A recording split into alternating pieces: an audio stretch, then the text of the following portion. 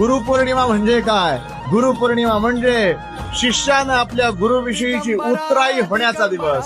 गुरुपौर्णिमा म्हणजे काय? गुरु आणि शिष्यामधील असलेला प्रेम व्यक्त करण्याचा दिवस. गुरुपौर्णिमा म्हणजे काय? आपल्या भक्तानं, आपल्या शिष्यानं आपल्या गुरुच्या चरणी अखंड नतमस्तक होण्याचा दिवस.